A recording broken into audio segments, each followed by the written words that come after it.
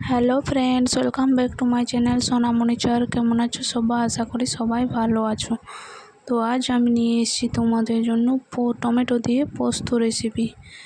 এখানে দুটো টমেটো নেব, পরিমাণ মতো পোস্ত, দুটো শুকনো লঙ্কা। আগের দিন দেখিয়েছিলাম ঝিঙে পোস্ত, এখানে কাঁচা লঙ্কা নেব না। পোস্ত শিলনোড়াতে বেটে নেব। বাটা হয়ে গেছে, কড়াই চাপিয়ে দেব। কড়াইয়ে তেল, শিলনোড়াতে পোস্ত বাটলে পোস্তর টেস্ট আলাদা হয়, তোমরা বেটে করে দেখবে। পাঁচফোড়ন, ছোট্ট ছোট্ট করে টমেটো কেটে নিয়েছি, ভেজে নেব। টমেটো দেওয়ার সাথে সাথে নুন দিয়ে দেব পরিমাণ মতো, তাহলে টমেটো তাড়াতাড়ি গলে যাবে। টমেটো পোস্ততে জল দেবে না।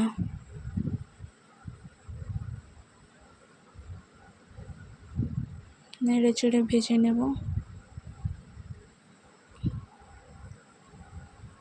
টমেটো গলে গেছে, দেখো কত জল বার হয়েছে। পরিমাণ মতো চিনি দিয়ে দেব। টমেটো পোস্ততে চিনি দিতে হবে, তাহলে টমেটোতে টক লাগে, ওটা লাগবে না। বেটে রাখা পোস্ত দিয়ে দেব, নেড়ে চেড়ে মিশিয়ে নেব। পোস্ত দেওয়ার পর বেশিক্ষণ ফোটাবে না,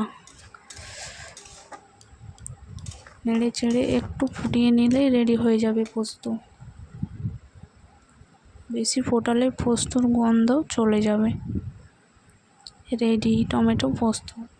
তো ফ্রেন্ডস, ভিডিওটা কেমন লাগলো অবশ্যই জানাবে। একটা লাইক, একটা সাবস্ক্রাইব করে দেবে। Bye bye.